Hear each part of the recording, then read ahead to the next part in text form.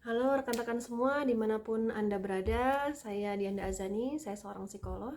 Hari ini saya ingin sharing mengenai bagaimana caranya kita mendampingi rekan, teman atau keluarga kita yang sedang dalam kondisi panic attack.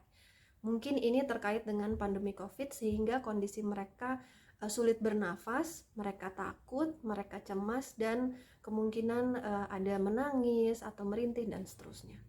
Oke, saya akan berikan beberapa tips utama. Pertama, pada saat kita mendampingi orang yang panik atau cemas, kita perlu dalam kondisi tenang. Jadi, kuatkan diri Anda, pasang kondisi tenang dan kokoh, ya. Kita perlu sadari sekali bagaimana mimik wajah, kata-kata yang keluar, dan kondisi tubuh. Karena orang yang sedang panik, sedang stres, sedang butuh bantuan akan perlu punya pegangan, ya. Artinya mereka perlu punya panduan. Jadi kita perlu menyiapkan diri supaya kita bisa menjadi panduan itu, ya. Tetaplah tenang, kalau perlu tarik nafas dalam, kemudian dampingi rekan Anda, lalu bisa lakukan ajakan untuk relaksasi. Oke, kedua, bagaimana caranya mengajak relaksasi? Jika kondisi rekan Anda sedang lemas, Anda bisa menopangnya, misalnya duduk di belakang, lalu posisi rekan Anda di depan. Pastikan jangan lupa prokes ya. Jadi kalau bisa gunakan masker double ya, sehingga Anda juga terlindungi. Lalu posisikan rekan Anda dengan posisi yang dadanya terbuka dan rileks, jadi bisa nyender gitu ya, posisinya cukup tegap supaya tarikan nafasnya juga bisa lebih baik. Kalau bisa di dinding atau misalnya perlu ditopang seperti itu ya. Lalu kemudian pegang tangan mereka supaya ada sentuhan fisik sensori yang mereka rasakan. Anda bisa mulai pegang, kemudian tekan sedikit supaya semacam membangunkan reaksi yang ada ya di tubuh, atau bisa pegang bahunya lalu tekan sedikit sambil memanggil namanya dan ajak, yuk kita tenangkan diri dulu. Tarik nafas pelan-pelan, lalu buang pelan-pelan. Ya, tidak apa-apa.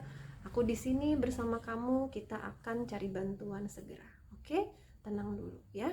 Yuk, tenang dulu. Jadi, kalau nafasnya terasa agak sulit, lakukan sentuhan. Jadi, sentuhan ini yang akan membimbing ketenangan.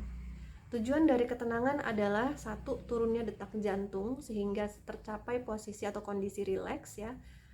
Yang tadinya detak jantungnya cepat kalau saat panik sehingga lebih tenang, lebih pelan. Kemudian yang kedua, berkurang energi yang keluar yang tidak dibutuhkan ya. Kalau panik itu kan biasanya banyak bicara gitu ya, terus bingung mau melakukan apa gitu ya. Itu berkurang sehingga energinya akan bisa digunakan pada saat dibutuhkan, jadi lebih tidak terbuang-buang gitu energinya. Yang ketiga, pikiran negatif juga berkurang ya. Jadi kita berikan sugesti untuk kalimat-kalimat positif atau kalimat netral. Kalimat netral tuh seperti ini: tidak apa-apa, saya di sini bersama kamu, kamu tidak sendiri. Ya, seperti itu. Kita tidak bisa mengatakan hal-hal positif yang terlalu tinggi ya. Misalnya sebentar lagi akan datang, ternyata tidak datang gitu ya. Tapi kita berikan kalimat yang netral dulu gitu. Pastikan rekan Anda merasa bahwa dia tidak sendiri. Jadi katakan seperti itu sambil memberikan tadi sentuhan yang menenangkan.